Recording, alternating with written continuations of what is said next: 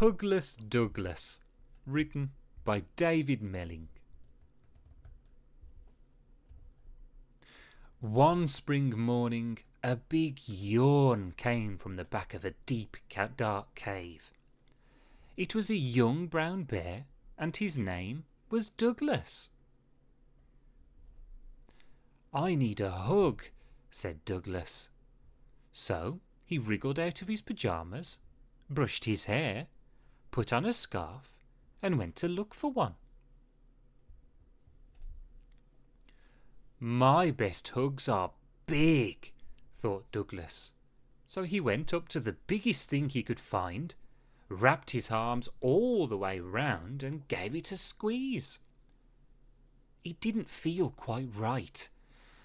"Oof," grunted Douglas. "It's a bit too heavy." "My best hugs are tall," thought Douglas. So he went up to the tallest thing he could find. He hugged the bottom, he hugged around the middle, and he hugged as high as he could reach. But it was all wrong, and it had splinters. "My best hugs are comfy," thought Douglas, and he trotted towards a cosy-looking bush. He cuddled the bush, but something felt very odd. The leaves quivered and trembled and ran away. "Give us a hug," cried Douglas. "No," baaed the sheep. "We're too busy." He scooped up armfuls anyway and tried to cuddle them gently, but they kicked and squirmed and didn't like it at all.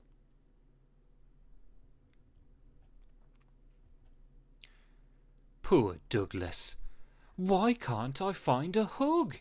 he said. "If I want a hug," said a wise owl, "I sit in my tree and—" "Let me try," whooped Douglas, and he scrambled up next to the owl. But he soon found himself in a clumsy muddle. "Choo twit," said the owl crossly.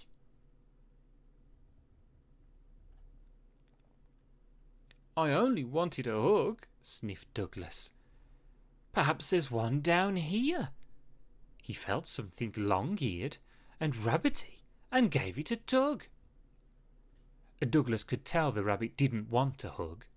He sniffed again and, without thinking, wiped his nose on the fluffy end.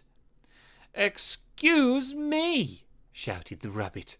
"Put me down." "But I need a hug," said Douglas, "and I can't find one anywhere."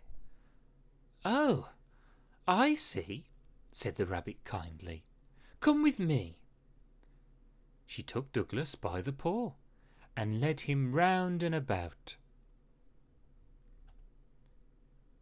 At last they came to a deep, dark cave, where a sleepy someone was just waking up. Yawn! Douglas peeped inside. He had the funniest feeling that he knew someone very well. "Hug?" asked Douglas, and ran as fast as he could towards his mum. "Come to think of it, my best hugs are from someone I love," said Douglas, and he snuggled into the biggest, warmest arms he knew.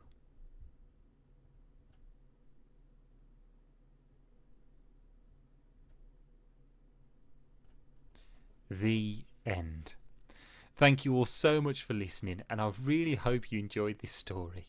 Please, to help this channel grow, leave a like and subscribe, and look out for the next video where I'll have more stories for you.